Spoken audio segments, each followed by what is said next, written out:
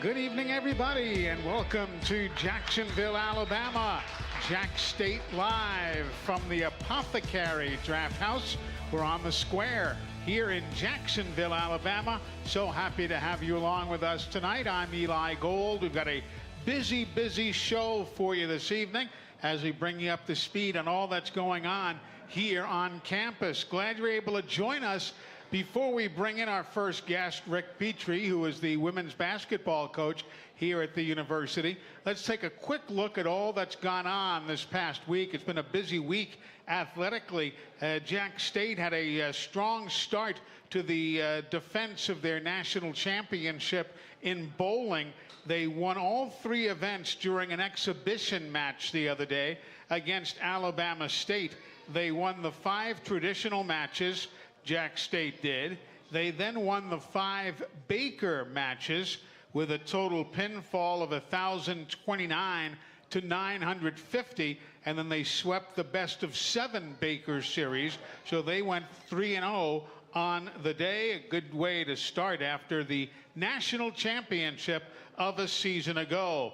In volleyball, Jack State dropped their first match of the weekend at Middle Tennessee State. That was on Saturday. They lost 3-1. And then on Sunday, they lost again to Middle Tennessee. The Blue Raiders improving to 8-12 on the year, 4-4 in the conference. The Gamecocks dropped to 7-14 on the season. They are 0-8 in conference play. The Gamecocks return to Pete Matthews Coliseum this coming Friday and Saturday.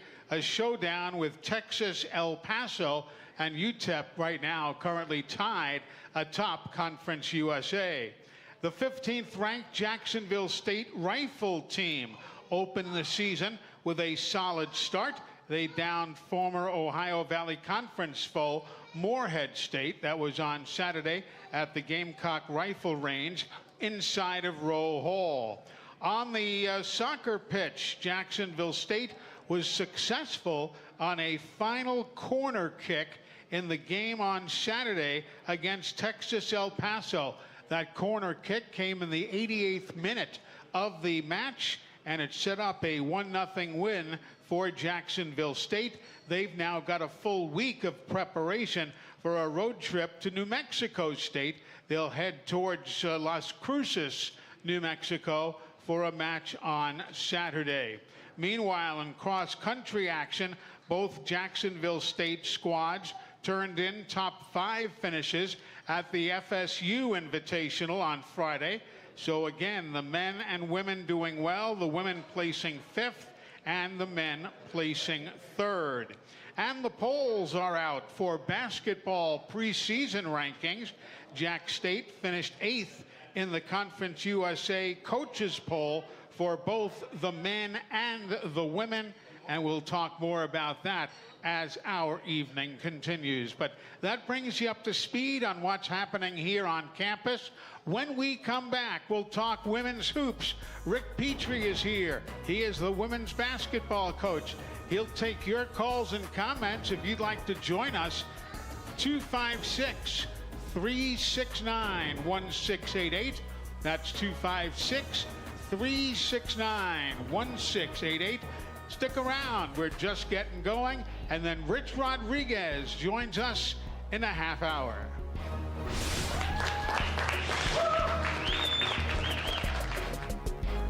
What can you buy for $10? A hat? A milkshake? 166 channels plus live sports? That's right, for only $10 you can get 166 channels of classic TV shows and movies, including the latest news update from all around the world and local sports. Just simply go to 24ctn.com and click download, and then for only $10 you can have access to the best TV available. Come out and check out the Alabama Tractor Difference. We can take care of all your needs of parts, sales, and service for RTVs, zero turns, and tractors and construction equipment. See us here in Lincoln at 620 Speedway Industrial Drive. Or come visit us here in Asheville at 275 6th Avenue, or give us a call at 205-594-7000.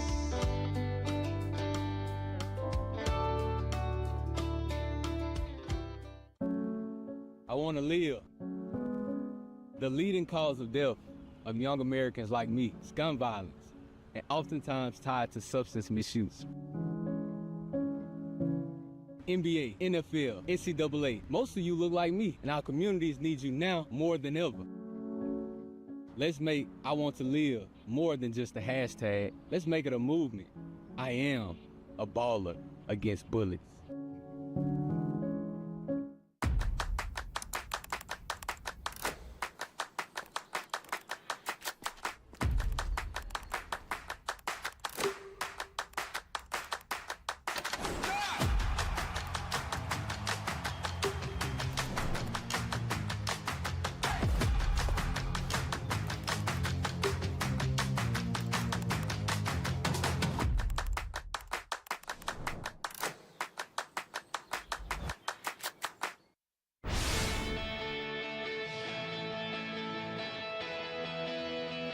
Welcome back, everybody. The Apothecary Draft House is where we are. And by the way, if you're in the area, you know, we're right on the square here in Jacksonville. And if you're in the area, come on by. Our friends at Coupe de Ville Wings have brought over like 500 chicken wings of all different flavors. And you know what it's going to cost you? Not a thing. Just come on down, be part of the fun here tonight. Rich Rod will be here in a little while. We're going to talk women's hoops in just a moment. And again, free, F-R-E-E, best name, best word going. The free wings from Coupe de Ville are over here to my left, and they're available. So come on by if you're in the area. And we're happy to have Coach Rick Petrie with us. He is the women's basketball coach at Jacksonville State. Good to see you, sir. Welcome in. You too. Good to see you as well. Looking forward to working with you this year. And can you believe it's 12 seasons now? You know what? It is amazing to me that this. I'm going to pull this mic a little bit away from you, but go right ahead. No, it's amazing to me that this is my 12th year here. Yeah. And it's also my 25th consecutive year as a head Division I women's basketball coach. So that's amazing to me as well. You know, it's amazing, a lot of things. You have some records that we'll talk about as we go. How has the game of women's hoops changed, and how do you think it might change now even more? What with the growth of the WNBA and Caitlin Clark and all else that's gone on, how is that impacting the interest level around your program? Well, I think it has impacted the interest level of the sport of women's basketball. Yes. I think that when you look at, because I've looked at this closely, a couple of years ago, I think it was 5 million people watched the NCAA women's finals. Mm-hmm. And that was the most that so women's basketball was on an upward trajectory, and then right. But what Caitlin Clark did was made it meteoric. Yes. Because the championship, after they beat South Carolina in the semifinals 2 years ago, and they played LSU in that championship game, that championship had 8 million viewers. Mm-hmm. And then this year was up to 18 million viewers. So literally, she has taken the sport to another level. And so, and it's carried over into the WNBA, because even though she's missing from the playoffs now, sure, the viewership, even for those games in the WNBA now, are higher than they've been in over 20 years. Yeah. So she is the rising tide that has lifted all ships. Exactly right.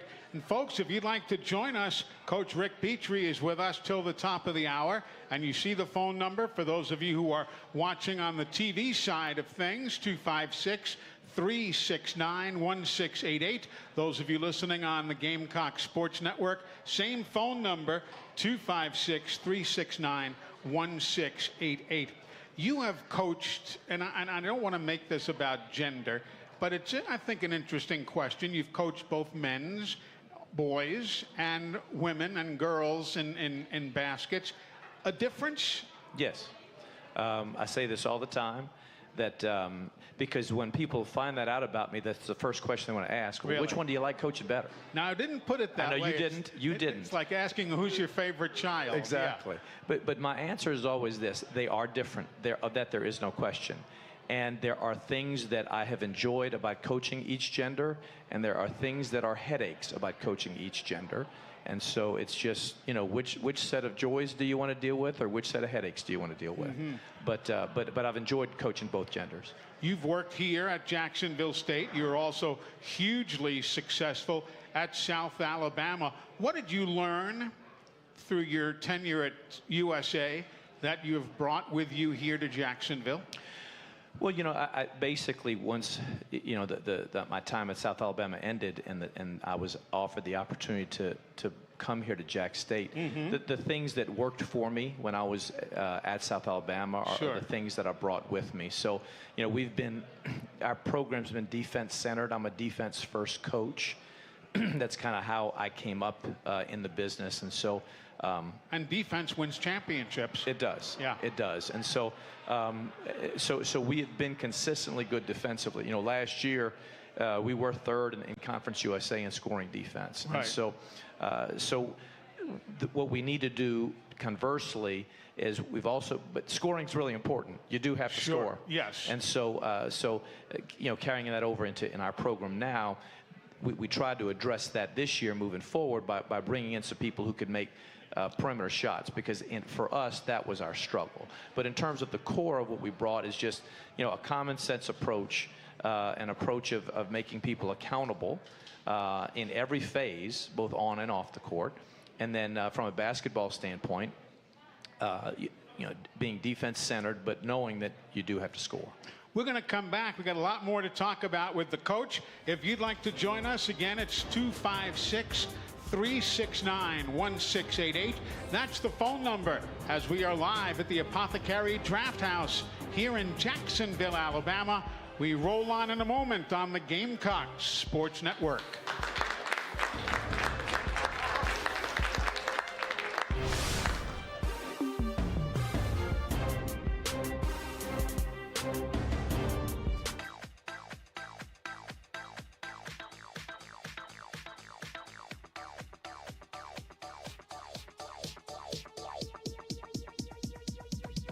I need to try it first. The Civilian Marksmanship Program, also known as CMP, is a national organization dedicated to training and educating U.S. citizens in responsible uses of firearms and air guns through gun safety training, marksmanship training, and competitions. Their vision is to lead the nation in marksmanship excellence, providing safe, high-quality, and innovative programs with a focus on youth. For more information about the CMP and upcoming events, visit thecmp.org. Eli Gold here, ready for a winning drive? Go see my friends at Cooper Chevy Buick. Choose from hundreds of new Chevys and Buicks, including a great selection of Car Bravo certified used. Score big with low finance rates and ask about their guaranteed credit approval program.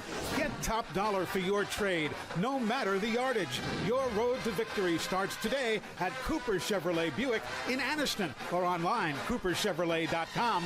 Official sponsor of JSU Athletics.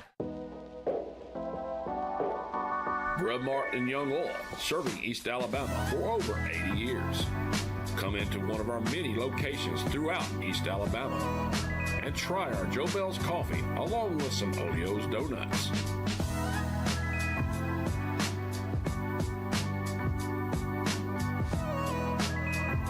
From Center to Jacksonville to Auburn and everywhere in between, Grub Mart is here for you.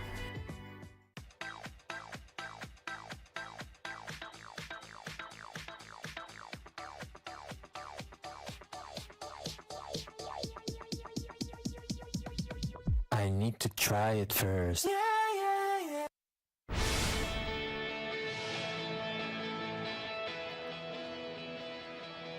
Welcome back, everybody. A nice little crowd on hand here at the Apothecary tonight.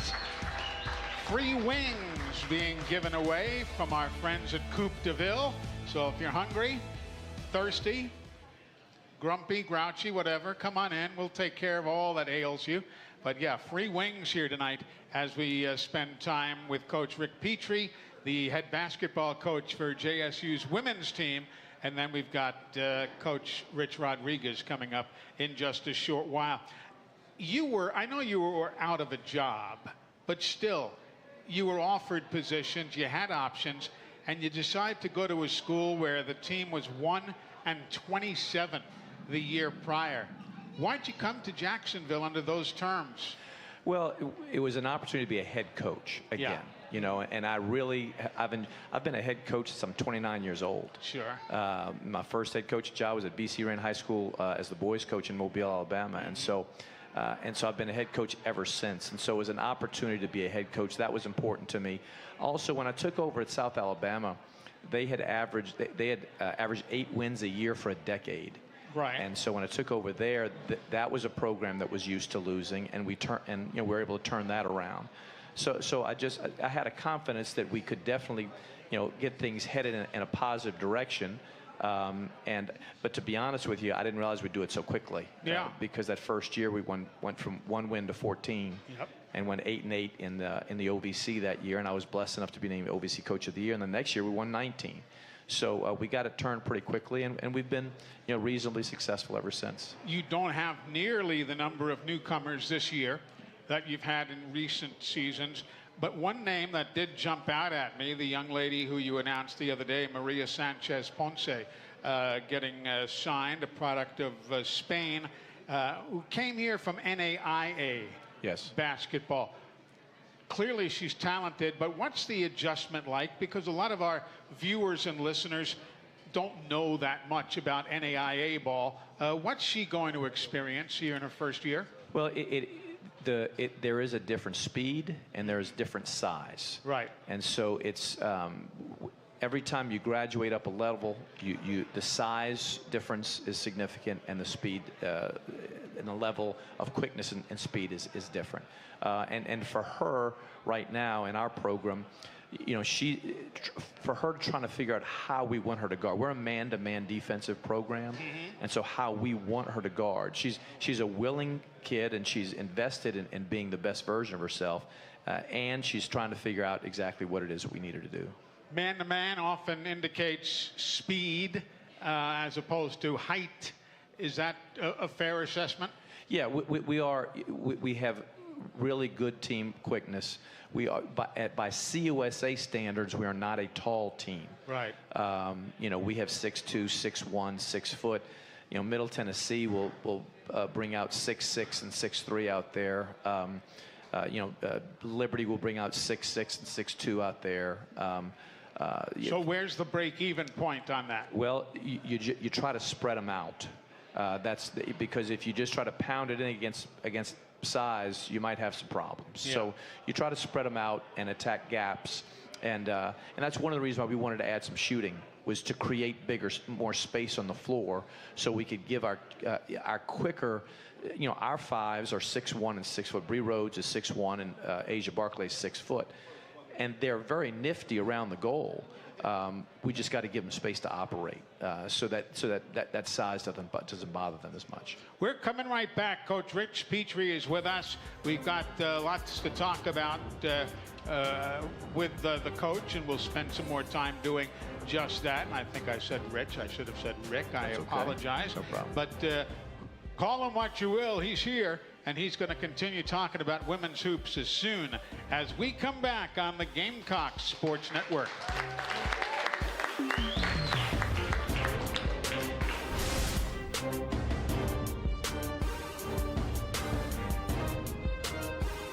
Whether it's family for dinner or game time, it's time for Johnson's Giant Foods Deli. All you have to do is drop by Johnson's Giant Foods and grab whatever you want, hot and ready to go. Chicken salad and chicken fingers to die for. Savory ribs, salad, dessert, you name it. It's waiting for you and your family or friends. Johnson's Giant Foods, with 5 locations in Gadsden, Atala, Jacksonville, and Coldwater. From our earliest beginnings, Taylor Real Estate Solutions has been a part of the JSU community, serving as Jack State's premier property management partner, but our service extends far beyond management. With over 30 years combined real estate expertise, we are your team for buying and selling real estate.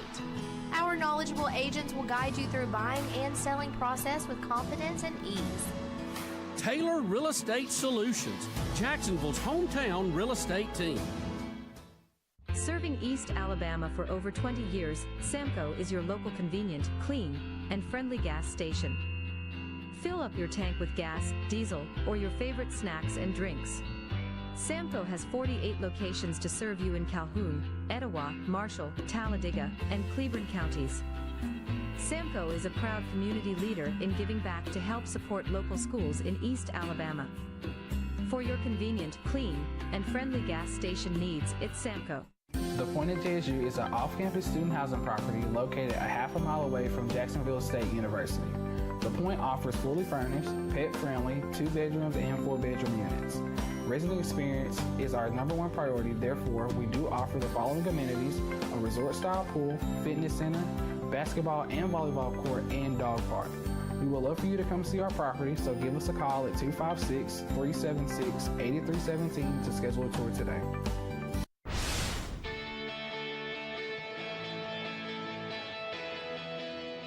Back with you from the Apothecary here on the square in Jacksonville.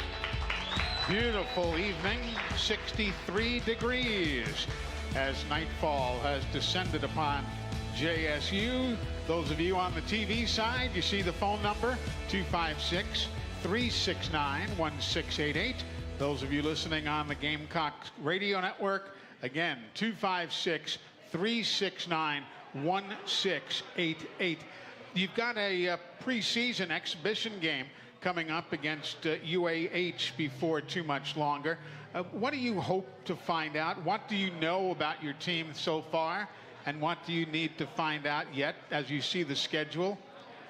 Well, I think that, for us, last year we had 7 newcomers, and all 7 of those kids averaged double-digit minutes a game.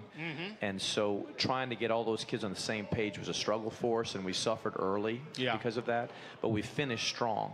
Well, this year, the opposite is true. We only have 4 newcomers, and so we have 7 kids back who played double-digit minutes a game from last year. And so we should be better early. We should be able to execute better early on both sides, offensively and defensively. And so that opportunity when we play UAH in the exhibition game, we call that a dress rehearsal. Sure. It's an opportunity to get everybody out there in the uniforms in a typical playing environment and face an opponent in public. And so we look forward to that. It helps us figure out, because when we have kids in practice, particularly kids we haven't coached in games, it's interesting to see what they look like when the actual lights come on. Yeah. And so we look forward to seeing that as well. Then you're packing up the bags and heading to Tempe, Arizona. Not an easy trip. No, it's not. No, it's not. And we're going to make, we're going to go a little early. We're not playing in a tournament this year, so we're going to go a little bit early and leave on Friday, and we're going to spend actually Saturday letting the kids see the Grand Canyon. Ah, okay. And then we'll drive down to Tempe and practice on Sunday and play on Monday against a team that was in the Pac-12, which was the strongest women's basketball conference in America last year, and whenever you play a power conference team, they're talented. Yeah, they're talented. Where's the strength in college hoops this year, do you think, for women? Well, there's been, as you know, and because of all the shakeups. Exactly. Yeah. The realignment makes it really hard to know, to be honest with you, because the Pac-12 was the strongest women's basketball conference last year, and may they rest in peace. Exactly. Yeah. And they've imploded. So it's hard to know. Texas will be good. South Carolina will be really good. So, 2 of your better teams in the country will be out of the SEC. But UConn's going to be very good as well. So now Iowa will fade. They just lost a generational player, so they're not going to be nearly the same level that they were. When you got a Dawn Staley, when you have a Gino Auriemma, people of that ilk, do you talk with them much? Do you try and pick their brain? And is there a lot of that back and forth in women's basketball? There's some. I've had just casual conversations with both of them, right. But nothing super in depth. I've been at a small meeting with Gino where he spoke to a small group of head coaches. But he's a great coach, and he's the most accomplished in the sport of women's basketball. But Dawn Staley's got a role in it at South Carolina right now. She really does. Well, listen, we look forward to spending time with you during the upcoming season. We'll be televising all the home games, or most all of the home games, as the year goes along. But it's great to get to meet you, and you have an excitement about you that I think you're looking forward to this season, and that's always a, sometimes you talk to coaches at this time of the year and they're a little hesitant to commit.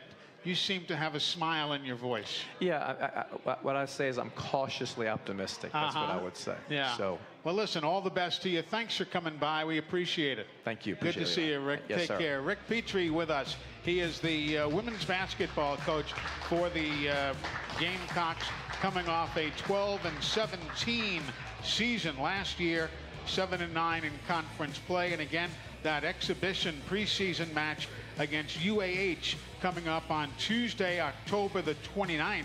And that game will begin at 11:30 in the morning. And it's going to be Kids Day, when schools from the surrounding area will be coming to the Pete to watch the Gamecocks in action. And again, they then head to Arizona State on November the 4th. When we come back, we've got Coach Rich Rodriguez in the house, and we'll talk about his team. They are playing well, and we'll update you on all that's going on football-wise, so don't go away. We are live here at the Apothecary Draft House in Jacksonville, Alabama. The Rich Rodriguez Show is coming up next.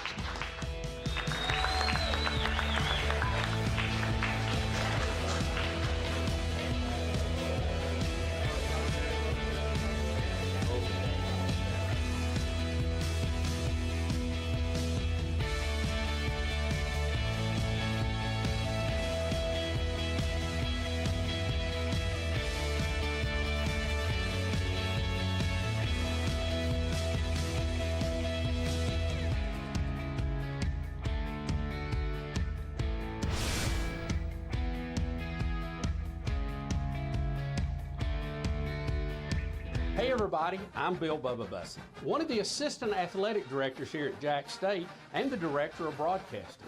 We always want you to come out to the games. There's nothing that can replace the sights, sounds, and interaction of being at a football game. But if you can't make it, we offer several options to bring the action to you. Many of the Jack State games are broadcast nationally on TV. The other home games we produce in-house and can be seen on ESPN Plus streaming platform, hosted by legendary broadcaster Eli Gold. If you're driving or have your hands full, we also offer radio coverage through the Gamecock Radio Network. The coverage you hear from the voice of the Gamecocks, Mike Paris. Mike has put you in the middle of some of the biggest and best moments in Jack State history for over 40 years. You can find more information at jackstatesports.com. And for now, enjoy the game and go Gamecocks. What can you buy for $10? A hat? A milkshake? 166 channels plus live sports? That's right, for only $10 you can get 166 channels of classic TV shows and movies, including the latest news update from all around the world and local sports. Just simply go to 24ctn.com and click download, and then for only $10 you can have access to the best TV available. Come out and check out the Alabama Tractor difference. We can take care of all your needs of parts, sales, and service for RTVs, zero turns, and tractors and construction equipment. See us here in Lincoln at 620 Speedway Industrial Drive. Or come visit us here in Asheville at 275 6th Avenue, or give us a call at 205-594-7000.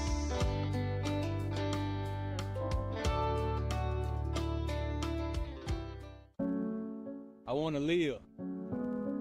The leading cause of death of young Americans like me is gun violence, and oftentimes tied to substance misuse. NBA, NFL, NCAA, most of you look like me, and our communities need you now more than ever. Let's make I Want to Live more than just a hashtag. Let's make it a movement. I am a baller against bullets.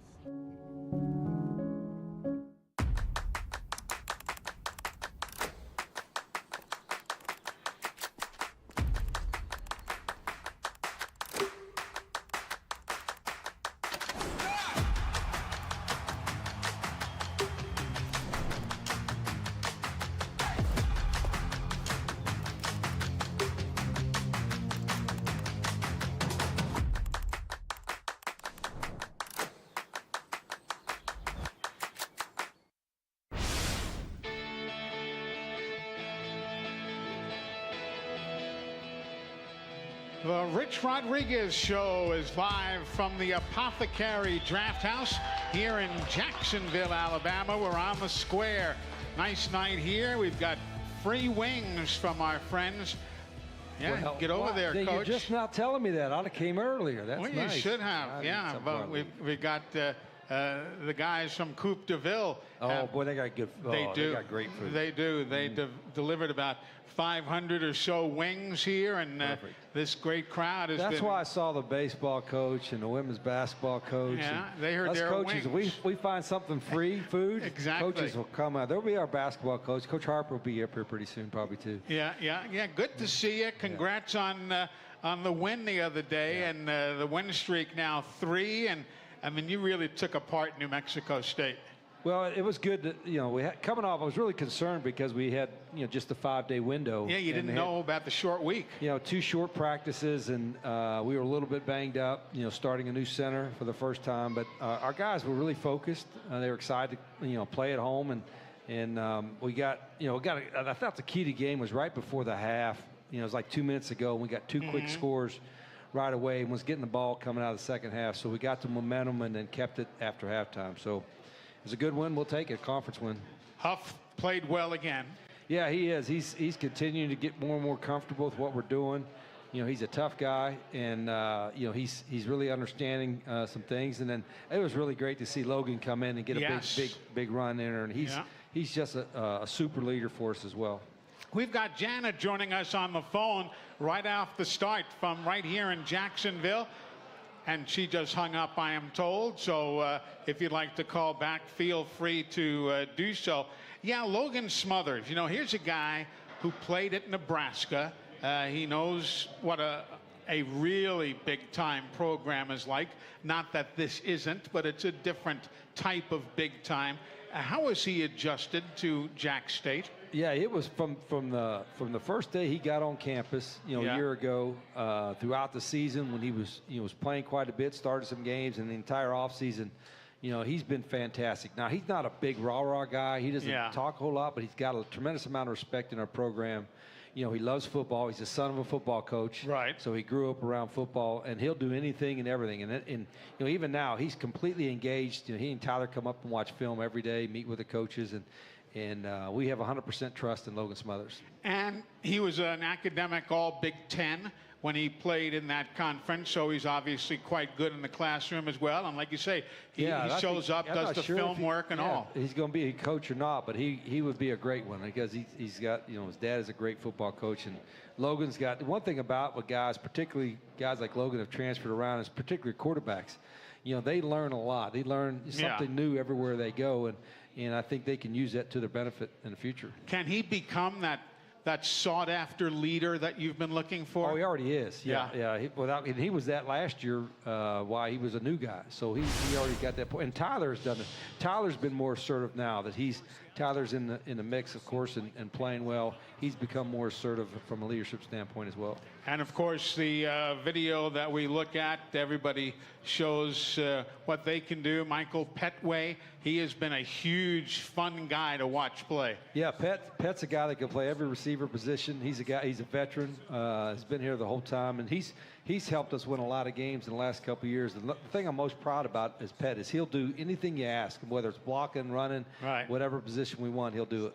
We just saw Trey Stewart right there running. He has now got 11 points per game, which is he's an interesting guy. That's ninth in the country. Yeah, most guys when you don't, they look in a transfer portal, don't look at the smaller school levels. The 1AA or Division II. He was a Division II star at Limestone. Right. And watching the film, I was like, boy, this guy's really good. And then you get to meet him. You could tell how he was hard. He was a hard worker. He wasn't here in the spring. He was here in the summer. He worked extremely hard. Learned the system really quick. I mean, faster probably than any running back I've ever had. And he's showing it right now. He's one of those guys that I like to call a sleeper. Yeah, he is. There's, I thought when we signed him, I said, this guy's probably got maybe the most potential of any new guy we got coming in. He's an older guy. You just don't know how quickly they can learn. Sure. In our system, you got to learn, the plays come kind of fast. So he's done a fantastic job with that. And Coach McDowell, his running back coach, has done a great job with him. So again, rushing over 300 yards in a game. You're the only Conference USA team to eclipse 300 rushing yards in a game this year when you did 384 against Kennesaw State. But that's Rich Rodriguez style football. Well, it starts up front. You know, we got, Coach Trickett and our offensive line coaches and our offensive linemen take a lot of pride. You know, we were banged up. You know, they were down their leader, Brock Roby. Our center wasn't playing, and so we had a couple new guys. But those guys, you know, they practice really hard. They take a lot of pride in it. And, you know, the other part, too, is maybe is overlooked is the blocking on the perimeter by our skill guys, whether it's our tight ends or it's our wide receivers. Everybody participates in that. And if you don't block, you don't play. Yeah, if you don't play hard, and you won't play. It's not like, we'll let him go get okay. He's a fast guy. He can catch the ball. But, you know, if you don't play on every play, whether it's blocking or whatever, you won't see the field. That's Coach Rich Rodriguez. If you'd like to join our conversation, phone lines are open at 256-369-1688. That's 256-369-1688. We just saw right there Brock Rechsteiner doing a fine job again. And he's a stud. He had 6'2", 225. He's a stud. There you see Logan Smothers off to the races. But you've got, so many guys contributed. What do you have, 5 different guys score rushing touchdowns over the weekend or something like that? Yeah, there's, we do like to rotate our guys quite a bit, and if you're going to go at a tempo, like we like to do, there's a lot. The good part about it is that there's a lot of guys that get opportunities, and we don't really say, we got to throw it to this guy or this guy. Now we have certain guys that run certain plays better, certain wideouts that run certain routes better, what have you. But it's always good because we know after this open date then we'll play 6 straight, that we're going to have to use our entire roster to get through the season, and the more guys that get experience, the better we'll be. And it wasn't rushing touchdowns, but he had 5 different guys scoring the 7 different touchdowns for you over the weekend, and that's, or midweek it was on Wednesday. That's a heck of a performance. Well, how do you draw that up? You got guys who want the ball. How do you determine what's the best route to go without ticking somebody off? Well, that's a good question. You want guys that are competitive enough, whether it's the guy that wants to shoot the last second shot or the relief pitcher in baseball. Give me the ball, I'll get 3 outs for you, whatever the case. But you want guys that want that. But at the same time, they also got to understand that, it's always a team game. Mm-hmm. When you got to contribute, whatever your role is on that particular play or those particular plays, you got to do it to the best of your ability, whether you're blocking it, canning it off, making a tackle, whatever the case may be. And nowadays, it's harder because everything is geared to making people more selfish. Get more social media likes, get more NIL money, everything's about I. And then when football is such a team sport, you're going to have some of that, but the team needs to be more important than the I. And that's something that we'll always go by. And once you do that, all the guys will kind of have that same expectation of everybody else in the program. That's a good point. So you guys are playing, and you missed an early field goal, and you're down for the first time in a while since that game at Eastern Michigan. Was there any concern on the sidelines? No, not really. I don't remember. I mean, I know I was probably pissed, for making mistakes early. But at the same time, I think I think our guys understand, particularly because we want the games to be I don't want to say rough, but we want we understand with our tempo and all that there's going to be a lot of football to be played yet. So sometimes our tempo does not make it take an effect until maybe in the fourth quarter or the end of the third quarter or something like that.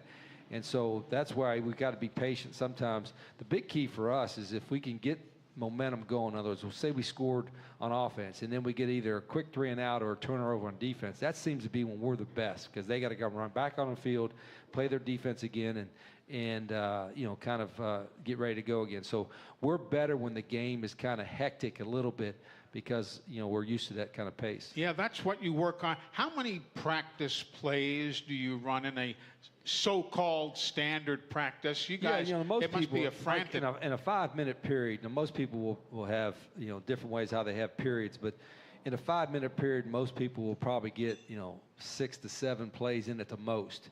we'll get about 12 in a 5-minute period. And so, our that's our way of life. We run the ball into the official and spot. Now, there's obviously times, in the last couple games when you have a lead in the second half, third quarter and fourth quarter, we're going to milk the clock. Sure. Our kind of philosophy is if we got a 2-score lead in the fourth quarter, we're taking the air out of the ball. We're going to milk it and get the win. So, we've done that the last couple weeks. So I don't know what our time per play is, but it's probably not what it really is because in the fourth quarter we're milking the clock. But now, to me, that's just the way we want to do. We want to get the win first. But up until that point, we want to control the tempo.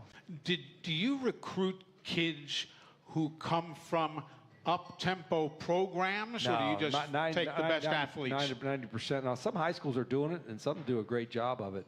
But that's just something that we teach, and it's really not, it's not really technique-wise. You still, sometimes when you go tempo, people will sacrifice technique or fundamentals, and you still, to me, that's the biggest thing that I'm harping on with our coaches. We want to go with tempo, but we don't want to sacrifice our technique. We can't be sloppy. We can't be sloppy. We can't sacrifice our fundamentals, and we also got to be prepared for the situations, like what time of the game it is, and that was my big speech this weekend. I was talking about situational awareness. It always bothers me if there's anybody in our program that is not aware of the situation, like it's 3rd and long, or it's the end of the half, or they only got one timeout left. It's like even watching NFL games. There's NFL coaches that aren't aware of situations where they can, there's 2 minutes to go in the game. The other team's got one timeout. If you get a first down, you win the game. Instead, the kid runs and scores a touchdown, and next thing you know, they have a chance again. They got a chance again. And that happened last night's game. Exactly. With the Giants, and who were they playing? Yeah, whoever it was, they lost. But Cincinnati. Yeah, the Bengals. Yeah. It was less than 2 minutes ago, and the kid scores a long touchdown, and nobody mentioned that, hey, this actually gives the Giants a chance because all he had to do was run to get a first down and get down, and they take 2 knees, 3 knees, and the game's over. But instead, he scored a touchdown, and it gives the Giants a chance to get the ball. They went and scored a touchdown. Now they got 50 seconds and an onside kick. So the game was over. And so anytime you could get the game over to win, you get the game over and win. But that's just one part of the situational awareness that everybody in our program, players and coaches, should always be aware of. I've done a lot of Arena Football League games, and it's not unusual in the AFL to allow the other team to score so you can get the ball right back. Have you ever done that in the outdoor game? Oh, there was a game that we were prepared to do that. There was a game this weekend. I forget, maybe it was LSU and Ole Miss, or somebody was down by 1. And it was getting less than 3 minutes. If it gets to the point where they could take a knee, you got no chance. They're just going to take a knee and run the clock out. So it's usually around the 3-minute mark. You're like, uh-oh, our only chance to win, if they get a first down, they're going to win the game. Our only chance to win is to let them score, go up by 8, then at least we got a chance to get a touchdown, 2-point conversion, and tie it. And here, my first example is that goes back, I don't know, 5, 6 years. My son, Rhett, was starting for Arizona against UCLA in the Rose Bowl. And so Miss Rita and I are sitting, the Rose Bowl's more than half empty. It's 3/4 empty. So we're sitting way up in the top in Arizona. And Rhett's the quarterback, and Arizona is down by 1, and UCLA's driving the ball. And Jim Harbaugh, who I don't know real well, but a little bit, he was texting me saying, hey, it's got to be great to watch your son, blah, blah, blah, and all that. I said, it is, but right now, Arizona should let UCLA score and go up by 8 and give Arizona a chance to come back and tie with a 2-point conversion. He said, you know what, that's right. I wonder if they're going to do that. Well, they never did. So UCLA wound up running the clock out, and they could have let them score. And I told Rhett, and Rhett played really well, and I said, Rhett, was you thinking about maybe telling Coach over there to let them score so you get a chance to get the ball back? And he said, it crossed my mind. So my point is there's a lot of times that, and Miss Rita's like that. She's just like me. She's thinking situational awareness the other day. Oh, yeah. I told the team the other day, my staff, in fact, the other day, we're sitting there, and I said, I want you guys to be situational aware, blah, blah, blah. And I said, just like Miss Rita was watching, called me.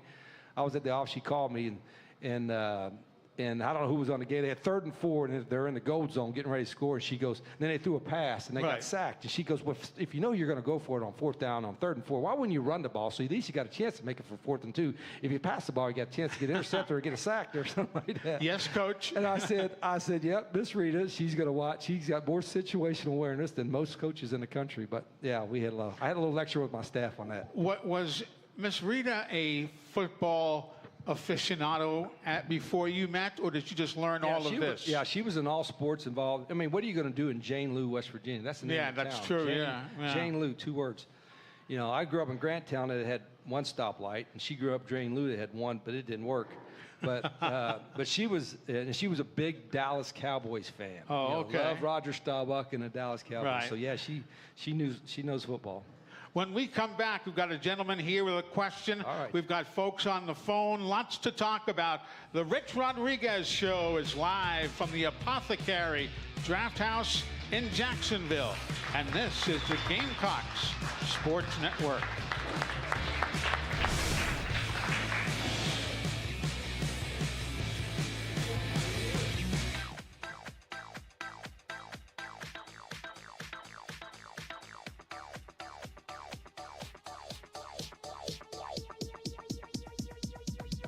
I need to try it first.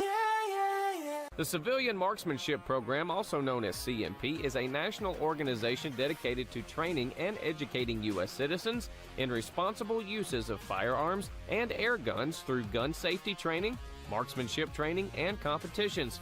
Their vision is to lead the nation in marksmanship excellence, providing safe, high-quality, and innovative programs with a focus on youth. For more information about the CMP and upcoming events, visit thecmp.org. Eli Gold here, ready for a winning drive? Go see my friends at Cooper Chevy Buick. Choose from hundreds of new Chevys and Buicks, including a great selection of Car Bravo certified used. Score big with low finance rates and ask about their guaranteed credit approval program. Get top dollar for your trade, no matter the yardage. Your road to victory starts today at Cooper Chevrolet Buick in Anniston or online, cooperchevrolet.com. Official sponsor of JSU Athletics. Grub Mart and Young Oil, serving East Alabama for over 80 years. Come into one of our many locations throughout East Alabama and try our Joe Bell's coffee along with some Oleo's donuts.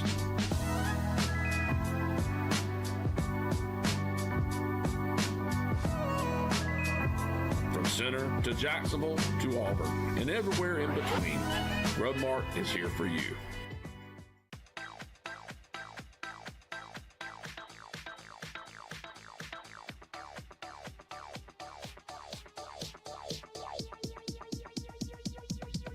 I need to try it first.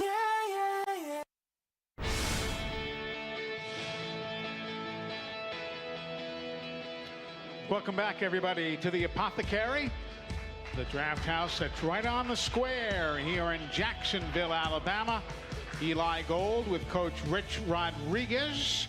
Phone lines open, 256-369-1688. A questioner right here at the Apothecary. Good evening, sir. Hello. Hello there. Coach. Hey, good. How you doing? Looking at that schedule, most of these folks may not realize it, but we're favored all the way out to that last game against some teams that we had no idea we'd be favored against. But what in the world do you do to keep your players from looking at that stuff? Because, I mean, we're favored.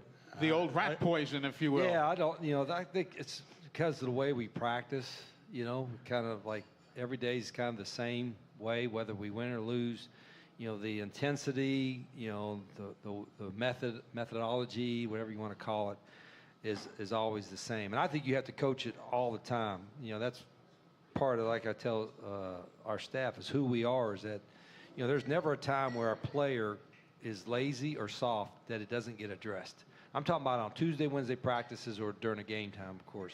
There's certain practices that are lighter and shorts, whatever. But if we're supposed to be full go, and there's one guy that ever is soft or one guy that ever is lazy or loafs, it gets addressed immediately. And I think keeping guys on that kind of type of intensity, it allows them to stay focused on what we're supposed to do. And then I'm going to follow up, if that's okay.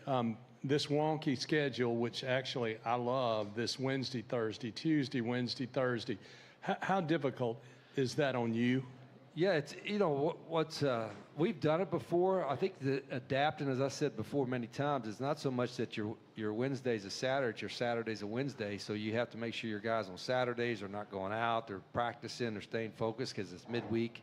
and all that stuff. And the 5-day turnaround was the toughest thing with that. But, it's just, sometimes you just like, what day is this? You know what I mean? Like, that's the kind of, it's Tuesday. Well, it's really, no, it's Friday. Yeah. And so it's kind of different in that mentality. Our schedule with our players, we try to make it the same, whether it's a Saturday or a midweek game. But, the hardest part is academics. With our guys, they have some classes online, but, we have the midweek games, whether we're going to the hotel on Tuesday or on the road on Tuesday, we bring our academic help with us because obviously we want our guys to graduate. We don't want to get behind academically.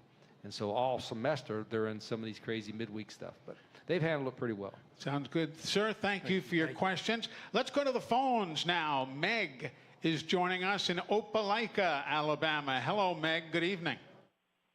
Hey, good evening to y'all. Hey, Coach. Hey, Mr. Eli. And a shout out to one of my fave people, Bill Bubba Bussey. My question is, I know there's been some changes with the NCAA. I was wondering, Coach, are you in favor of the new time frame for the transfer portal? Yeah, I think I would prefer just one transfer window. We have two now. We have the one in December and the one in the spring. I think a lot of coaches would have been in favor of just keeping the one in December because, in the spring you have another portal. Now you might lose. You might think you have your roster set, and normally you do have your set. Now in the end of spring, you might have to reset it all over again. So I don't know why there has to be two transfer windows. If there is going to be a second one, I would prefer it to be in February or somewhere before spring practice starts. That's the thing. It's a headache. You go coach these guys up, go through spring practice and do whatever, and then you think you got it set, and then somebody goes and buys 5 or 6 of your players, and then you got to start all over again. So that doesn't make a whole lot of sense to have that one. But, as I told our coaches, the goalposts have moved. We got to keep moving with it. And it's a challenge. I think there's a whole lot that's going to go on, I think, in the coming months, particularly in December and January, that in college athletics in general, whether it's any sport, and then, the schools paying players itself and not having the NIL thing, collective doing it outside. There's a lot going to happen in the next 6 months, and I just hope we get to be prepared for it. There were a lot of coaches who said, be careful what you ask for, you might get it. And in some regards, this NIL is just not at all gone along to what it was supposed to be like. Well, I know the idea behind it is okay. It's just, the application of what do you already call it.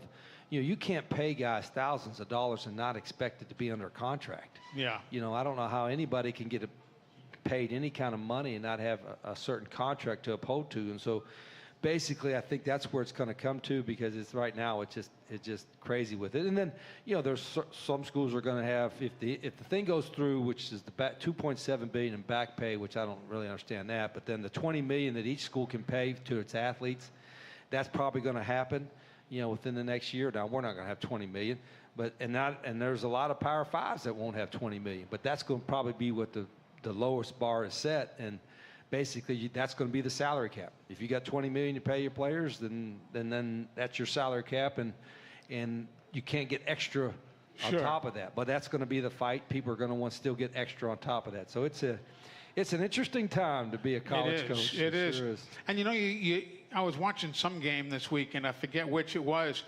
The one young man had transferred 3 times in 3 years. Enough already. The problem is not the schools, I don't think. I would gather that there was one common denominator, and that was that player. You got to draw a line somewhere. The education part. If a guy's graduated, I always said before, when the graduates could move on, I said, that's good. Once you graduate, all bets are off. He's done his duty.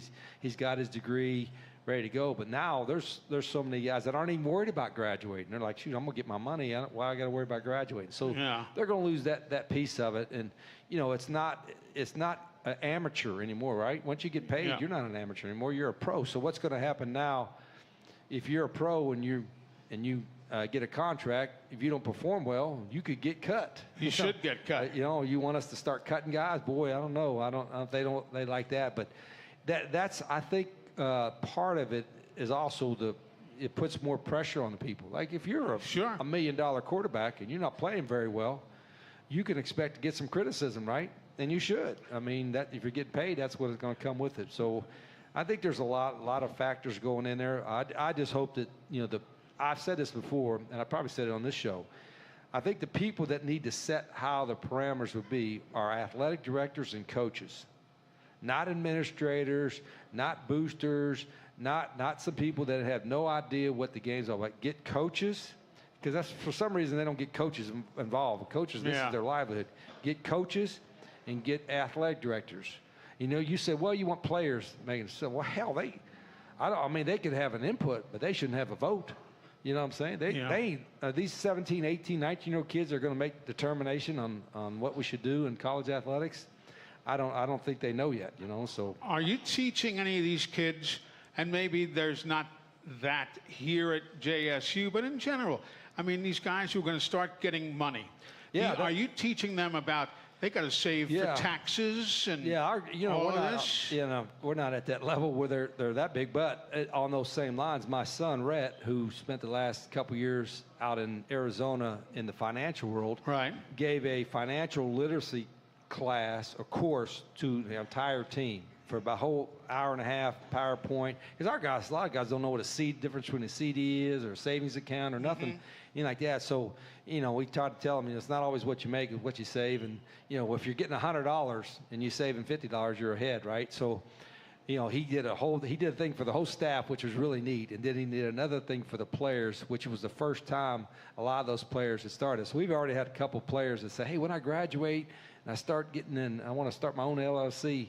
Rhett said, well, just give me a call. We'll help you get caught up. So I think that hopefully will be something our players will continue to use, Rhett or whoever in the future, particularly when they graduate. What else do you teach the kids along those lines? Do they get media training? Well, we've done a little bit of that. I have not done a good job with that, with the media training, which I'd like to do. There's some other things that you kind of learn. I'm not a big, even though there's nothing wrong with that. There's a lot of schools that'll pay somebody, speakers to come in, different speakers. And there's a lot of really good ones out there.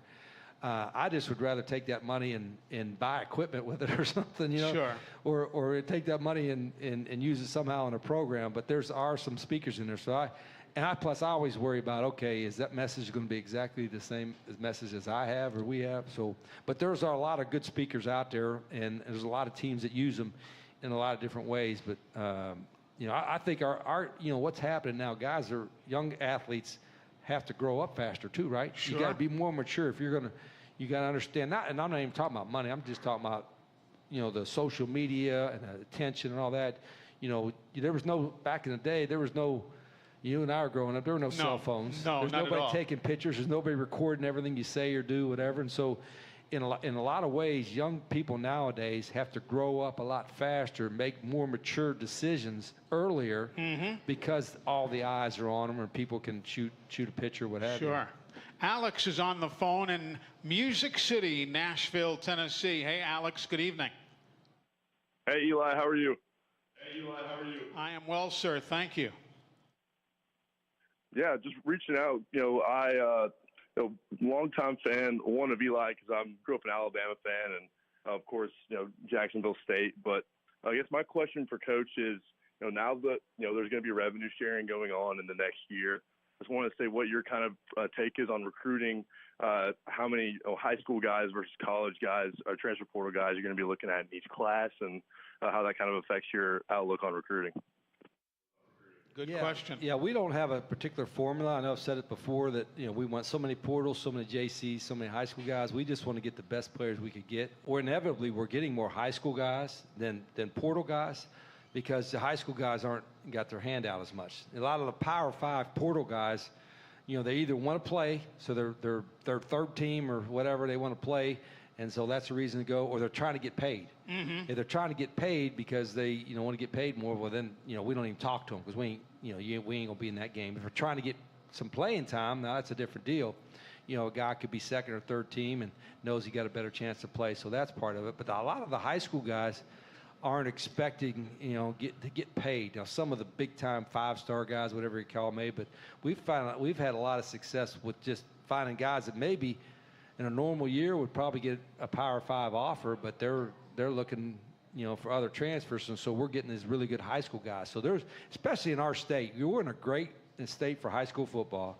We're close to Georgia that has great high school football. Sure. So you look at high school football in Alabama and the local Georgia area, there's a lot of really good players there. And then we're close enough to the Mississippi Junior College that we could get a guy or two out of that as well. So our focus is kind of Alabama high school, Georgia high school, a little bit of Florida high school, and then the occasional transfer portal guy that wants to get an opportunity to play. And, like you talked about Tyler Huff and Trey Stewart. Sure. Small school guys that want to move up. They're not moving up to get paid. They just want to move up from a Division II or Division 1AA to Division 1A. And that's how we got those two guys. But don't you have to be selective, though, I would think. A guy coming from a junior college or a smaller school, he's got to be able to play now, doesn't he? Or can you roll the dice with him? Usually even like the high school kids, I'm just going to redshirt, my whole recruiting class or most of my recruiting class. Now you just, you got to get guys you think you can play and help you right away. We don't even think about redshirting. Now most freshmen, because, physically they may not be ready, especially if you're a lineman. Right. That's a little bit different, but it's so different nowadays where recruiting used to always be about relationships first, relationships, and then sure. What kind of commitment your school has to the program and how much success your team has and all. And now it's a little different dynamic. Even though I still think relationships matter, it's more speed dating. Nowadays it's like you used to work on a person, you see them from sophomore year, junior year, and then they got to be a senior year, you start to get hot and heavy with it. And nowadays it's like I don't even look at, I got guys say, I got a class of 2028 and 20. Oh, what the hell? I might not be alive then. I don't need to worry about that. So this is, we don't, the long-term relationship building, that kind of thing in high school and recruiting or something like that, we don't worry about that too much. It's like, who can we get next year? And then go from there. Do you ever worry that maybe you, and I'm just throwing this out for discussion, that your approach is wrong? And I say that only because others are doing it the other way. Which way are you talking about? They're taking guys for 2028 and 2029. Oh, they're taking commitments from Yeah. them. Yeah, but I mean, you're not really taking commitments. I mean, how long is that?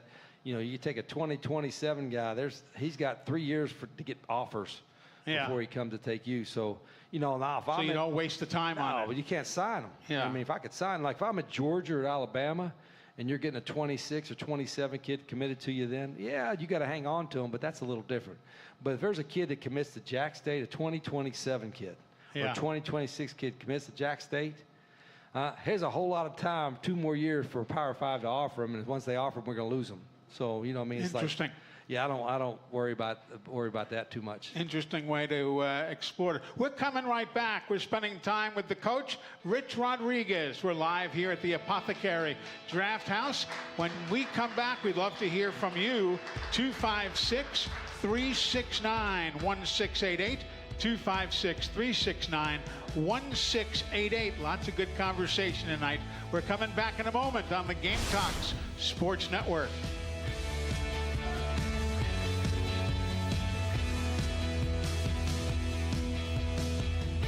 Whether it's family for dinner or game time, it's time for Johnson's Giant Foods Deli. All you have to do is drop by Johnson's Giant Foods and grab whatever you want hot and ready to go. Chicken salad and chicken fingers to die for. Savory ribs, salad, dessert, you name it. It's waiting for you and your family or friends. Johnson's Giant Foods with 5 locations in Gadsden, Atala, Jacksonville, and Coldwater.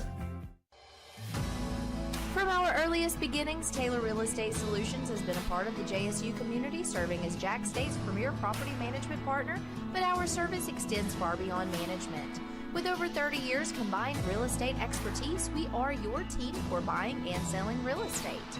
Our knowledgeable agents will guide you through buying and selling process with confidence and ease. Taylor Real Estate Solutions, Jacksonville's hometown real estate team. Serving East Alabama for over 20 years, Samco is your local convenient, clean, and friendly gas station. Fill up your tank with gas, diesel, or your favorite snacks and drinks. Samco has 48 locations to serve you in Calhoun, Etowah, Marshall, Talladega, and Cleburne counties. Samco is a proud community leader in giving back to help support local schools in East Alabama. For your convenient, clean, and friendly gas station needs, it's Samco. The Point at JSU is an off-campus student housing property located a half a mile away from Jacksonville State University. The Point offers fully furnished, pet-friendly, 2 bedrooms and 4 bedroom units. Resident experience is our #1 priority, therefore we do offer the following amenities: a resort-style pool, fitness center, basketball and volleyball court, and dog park. We would love for you to come see our property, so give us a call at 256-376-8317 to schedule a tour today.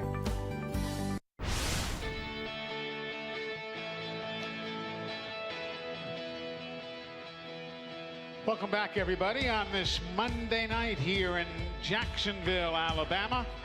Phone lines are open to you if you'd like to join us. 256-369-1688. A lot of folks on hand enjoying the free chicken wings here at the Apothecary here this evening. We're spending time with Rich Rodriguez, of course. You know, a couple of guys we've not spoken about on this show, and it's, I guess, no fault of anybody other than we just haven't discussed them much. Kaiwan McCray, solid linebacker. He was one of the captains over the last week for the New Mexico State game. What does a guy have to do? Is it strictly performance-based, leadership-based? How does he get the nod to be a game captain? Yeah, that's we're probably a little different how we do that. I think the greatest honor you could have as a collegiate athlete is to complete your senior year. And then the next greatest honor is to be a captain. Right. And for us, we want every senior, whoever we have, 20 or whatever it is, last year was 11 or 12, to have the opportunity to be a captain, you know, a game captain. And that way they could put on their resume, I wasn't just a football player at Jack State, I was a captain, which is, to me, a big deal. And so we give every senior that opportunity if they do everything right, even if the guys that are one-year guys. You know, we've had a couple guys that have been here 3 years and they have great leadership, so they're easy. But right now, every senior is on track. Not all of them been, but every senior we have is on track to be a captain as long as they do all the right stuff. And I think that's a great honor for them to have. Kaiwan's another one of the guys we're kind of just talking about, a junior college transfer. Yeah, JC guy, he's tall and athletic. He's kind of a hybrid outside linebacker, nickel kind of position that he plays. And the thing I love about Kaiwan is he loves football. He loves being out there. He's one of the most enthusiastic guys we got. You can coach him hard. And he's played some pretty, he's a little banged up right now, but he's, you know, he should be okay for the game. But I just love when you come to the practice field, you're going to hear him and see him because he's excited to be there and really proud of him. And you've got a pretty good linebacking core. We've not, again, haven't talked for whatever reason about them in great detail, but your linebackers have done a fairly good job this year. Yeah, Hale and Hughes have been really good players. Leyte Hale and Reginald Hughes have been two of our most consistent players on the entire team. I mean, just, not only, you know, from a physical standpoint, but from a mental standpoint, helping get guys lined up, you know, very active. You know, those are two guys that, you know, that 5 and 16 have stood out to me in the last several weeks. Hughes came from Ole Miss and then went to community college as well. What did he learn there that really attracted you? He's got good, you know, he's got experience obviously at Ole Miss. He got coached well there in junior college. Like I said, the Mississippi junior colleges are really good. Got really good coaches, and he's another guy that just loves to play. I mean, he's got great enthusiasm and really talented. I mean, he's still learning. That's the fun part about him. Again, he's only been with, you know, for this is his first year, but he's a really talented guy that I think has a lot of tools to be one of the better linebackers in our league. You guys really put everything together against New Mexico State. And the second quarter in particular, you had, what was it, 26 points in that second quarter. You haven't done that since the team played Mercer back 4 or 5 years ago, scored that many points in a quarter. What clicked? What did you say to the guys? Well, I was disappointed in some of the early drives that we didn't execute what we thought were some plays that maybe could have got us and didn't get some points. But then, you know, we just executed better offensively. And then defensively, we've gotten turnovers where we didn't get any earlier in the year. We're getting them in bunches now. Yeah. And particularly turnovers in their end of the field where you're on the ball inside the 25 and you're already in scoring position. And, you know, that when, like I said earlier, when you can get back on the field after you scored and make their defense go right back out there again, you know, you got a lot of momentum going that way. So it was, you got to capitalize it, and we were able to capitalize on it. 15 turnovers this year. That's number 1 in Conference USA and 3rd best in all of America and all of Division I. Yeah, sometimes turnovers are lucky. You know, they make a bad decision or and sometimes they're forced. You know, when we've gotten both, we've gotten some where we were lucky and where they made a mistake, or there was a couple that were forced. And in fact, we had another one that we got forced that Kyle did. That he actually, it was a teach tape. He punched the ball out, but unfortunately we had a penalty, so we didn't get that turnover. But we forced a couple of them. Juwan Campbell forced a strip sack, fumble with that, and those are the ones that are really good. Your first down averaging right now 23.3. That's on top of Conference USA. You know, these numbers, you would have given your right arm for them after week 2. Now all of a sudden everything has come together. Yeah, you know, you want to be consistent. You know, again, we're halfway through, and as I told the team, I said, you know, whether it's the first game or the 6th game, you know, our approach, I hope they've seen our approaches stay the same. It's going to be the same for the remainder of the season. So we're going to face some adversities, face some really good teams. We got to make sure, and we're going to get, you know, we got to stay lucky too. We've got a couple guys hurt, so that's unfortunate. And there's going to be other adversity strike, including on Wednesday night, and we just got to, you know, keep our head down and keep playing. Antonio Carter, the second, Notre Dame, Rhode Island, and now all of a sudden he's got himself into a position where he is doing so very well as far as tackles are concerned, as far as interceptions, tackles for loss, quarterback hurries. He's become quite the safety. Yeah, and another guy that wasn't here in the spring. We didn't get him till the summer, so he's still learning. But he's a smart guy. He's an athletic guy, and he's a pretty physical presence as well. And it's really good because I think he's getting more and more comfortable. And we thought that when we got him in, hey, this is an older, mature guy that we can plug and play. And once he learns the deal, so he's learned it pretty quickly and is playing pretty well right now.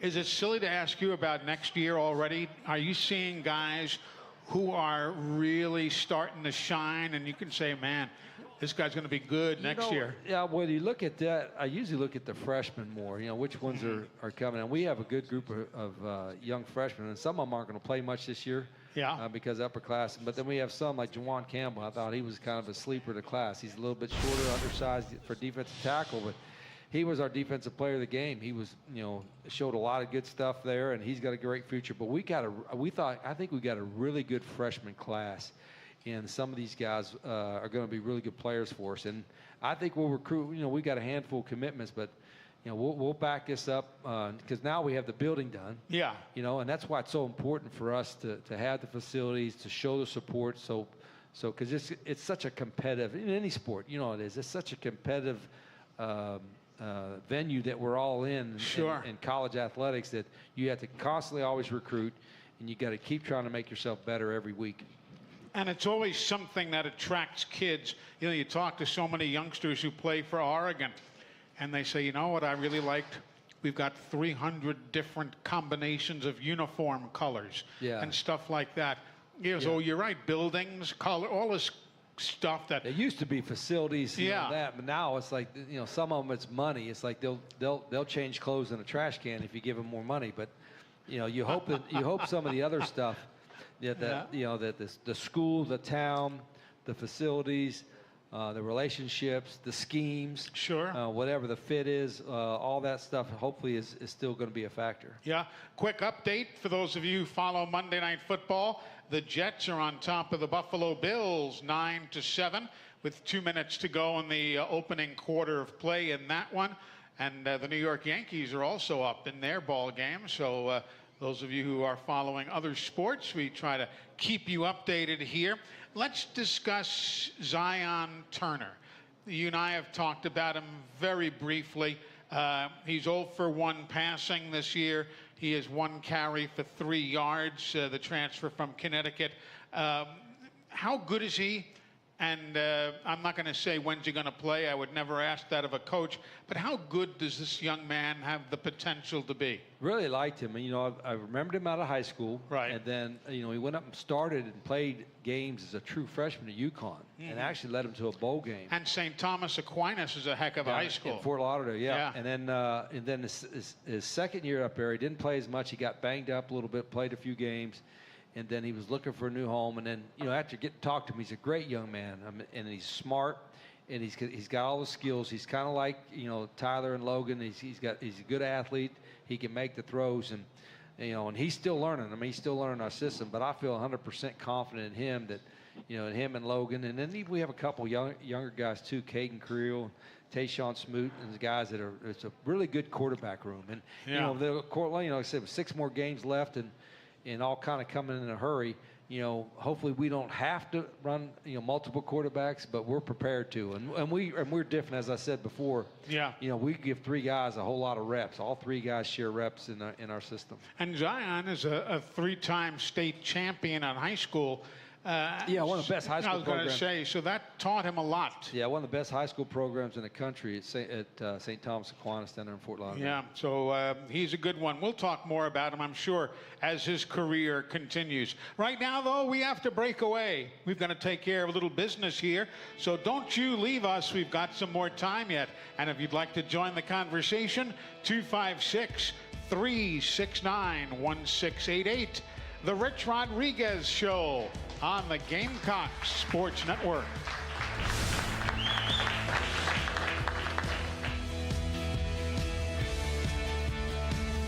At Southern States Bank, we pride ourselves on being your bank. We're your neighbors and involved in the community. We're the bank featuring the Southern Rewards checking account, a cashback account with no ATM fees. We are on the cutting edge and always have a smiling face to help you out.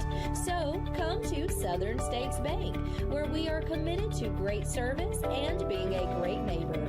Let us be the bank for you and your business. Hello everyone, Tony Russell, General Manager of Sunny King Ford. And boy, do we have unbelievable markdown on used cars that you do not want to miss. It's time to make the best deal on a used car. Shop our wide selection of used trucks and premium pre-owned models. Don't wait another day. Come by and see me, Tony Russell, and let's make a custom deal for you. Find great savings on pre-owned used cars at Sunny King Ford on the sunny side of the street, Anniston, Oxford. At Campers Unlimited, we offer a no-pressure experience, no hidden fees, and great service after the sale, making us one of the fastest-growing RV dealers in the Southeast. With our second location in Oxford, we offer a great selection of over 220 campers from top brands, including Grand Design. Our mission is to help friends and family spend time together in the great outdoors. At Campers Unlimited, you aren't just a customer, you are family.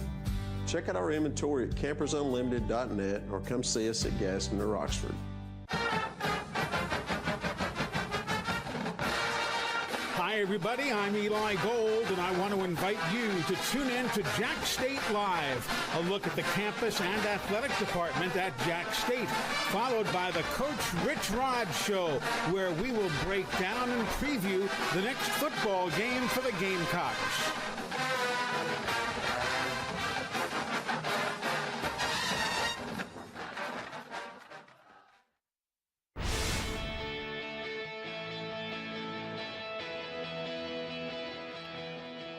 Winding our way through this Monday evening here at the Apothecary Draft House.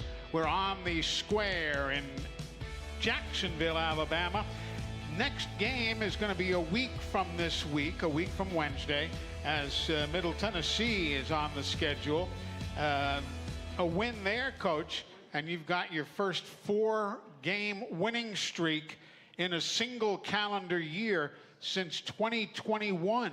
So things are going well. Tell me about MTSU. Yeah, but I didn't realize we had played them so much in the past. Looking right here, we have played them like 17, 18 times in the past. I guess when, we were both 1AA, what have you. And so close geographically. Yeah, geographically makes sense. It's kind of a natural rival. They got a new coaching staff. Coach Mason has been around as head coach at Vanderbilt. Got a lot of respect for him and his staff. I know a bunch of their coaches. The biggest concern, I guess one of the biggest concerns, they got their quarterback coming back who threw for 400 yards against us last year. Yeah. I still got nightmares about that. So I know it's got our guys' attention. We got to play a whole lot better than we did against them. And then they got some skill guys. So we had a little extra time, but I gave the guys a couple days off. We had a light practice yesterday, a hard practice today. We'll have a little hard practice again tomorrow, kind of get them refocused again and get ready for the stretch run. Of course, they play at home against Kennesaw State tomorrow night. Tomorrow night. That'll be on the CBS Sportsnet. By the way, I saw the video of the post game in the locker room after the New Mexico State game when you told the guys that they didn't have one, they didn't have two, but they had 3 days off from practice and all. It was like you guys had won the Super Bowl. You thought I gave them $1 million or something. Yeah. They were that excited about having the time off. And they had we had the Thursday and Friday off of school. I didn't even realize we had off from school. It was, I guess, grade day or report day or something. So the guys had no classes. Right. They had no football. And so some of them went home. Some of them just kind of relaxed. It was nice. And we needed some time to go recruit too. Yeah, and so, I hear you. And I think a lot of times they probably need a break away from us coaches, and us coaches need a break away from them. How difficult was it to learn how hard you can push these kids and when to give them a break? Well, it's for me. I mean, because everybody wants to work every day, I think, in football. Yeah, I think I didn't realize I had about 310 games or so as a head coach. So been a long time doing it. So I think you learn when you're young, you just want to push all the time and all that. And then eventually, as you get older, you realize you can still push and then still give a little bit. And your core principles on how you go about doing things are always the same, but I think you have to adapt over the time. And it's not ever going to be perfect. You're going to make mistakes. You're going to see what other people do. But unfortunately for us, the midweek thing, even last year wasn't the first time that I had done it. Way back in the early 2000s when I was at West Virginia, that's when ESPN was just now growing. We were one of the first ones to go Thursday night, Friday nights, even Wednesday night games. And I remember telling the folks at ESPN in our administration then, I said, West Virginia is a small state. We would like to recruit, a little bit more nationally. I said, let's get on TV. And I said, I'll play any night of the week. It's got to be national TV. It can't be some obscure channel. And we did a bunch of that, and it really helped our profile of our program. And so, kind of used to doing those games. The thing that's helping your program now, 236 points scored. That's through 6 games. You lead Conference USA.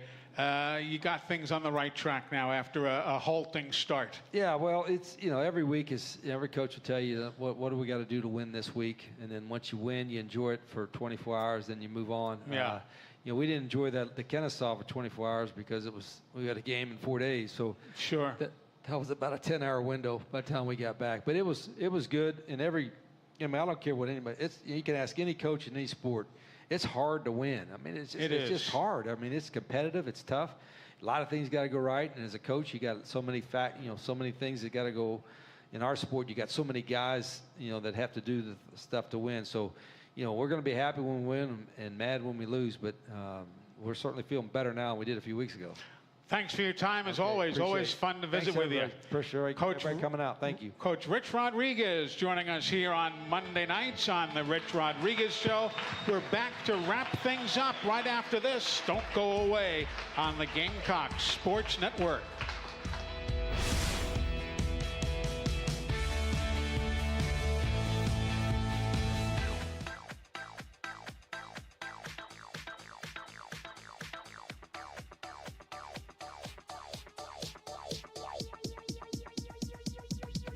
I need to try it first.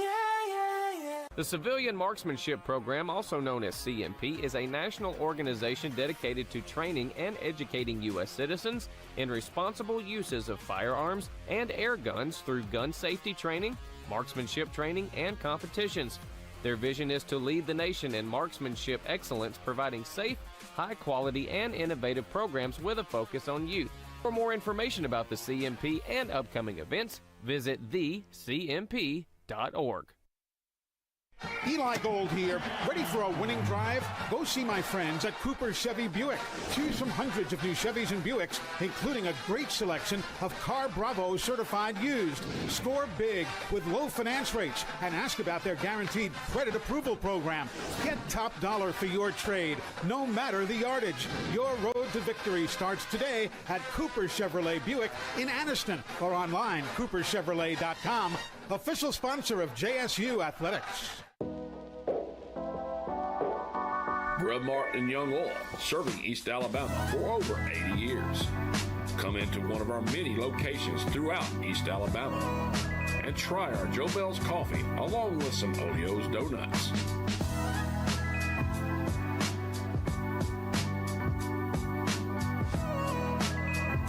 From Center to Jacksonville to Auburn and everywhere in between, Grub Mart is here for you.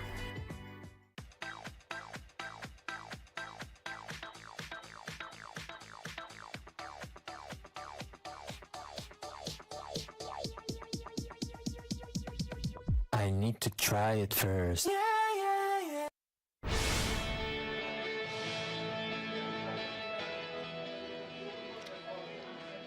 We are back here at the Apothecary Draft House. Another minute or so to wind things up for this Monday night. Let's take a look at the schedule of what's coming up here on campus this week and where the teams are going to be playing. There you see everything early in the week for some. The volleyball team is home on Friday and Saturday. Women's tennis plays at the UAB Hidden Duel. And you've got volleyball again on Saturday. And the soccer team in action at New Mexico State on Saturday. That's all that's going on the scene for JSU Athletics from the week of October 14th through October 20th. We will have coverage for you of the volleyball on Friday and Saturday. Bowling, of course, getting the defense of their national championship underway with the win of the game over the weekend in the in the exhibition match, I should say. This week they're coming up in Orlando. Well, that's going to do it for us. We're about out of time. Lots to talk about. Hope you've enjoyed the show. A big thank you to the coaches who joined us. I'm Eli Gold. Have a pleasant evening. Good night from the Apothecary Draft House in Jacksonville. Hey everybody, I'm Bill Bubba Bussey, one of the assistant athletic directors here at Jack State and the director of broadcasting. We always want you to come out to the games. There's nothing that can replace the sights, sounds, and interaction of being at a football game. But if you can't make it, we offer several options to bring the action to you. Many of the Jack State games are broadcast nationally on TV.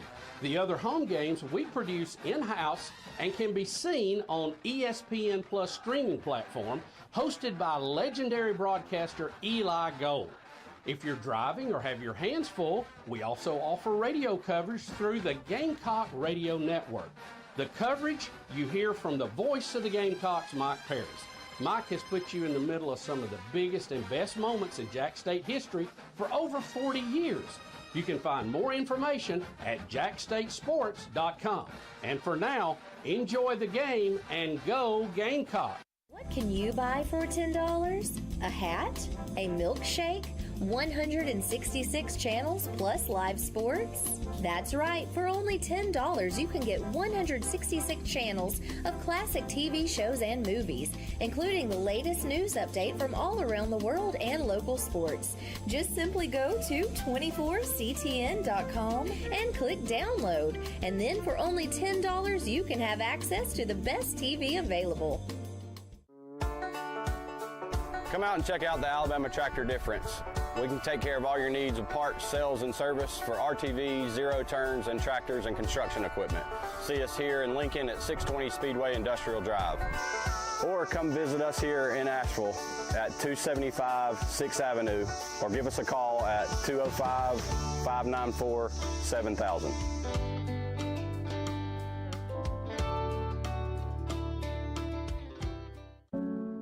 I want to live. The leading cause of death of young Americans like me is gun violence, and oftentimes tied to substance misuse. NBA, NFL, NCAA. Most of you look like me, and our communities need you now more than ever. Let's make I Want to Live more than just a hashtag. Let's make it a movement. I am a baller against bullets.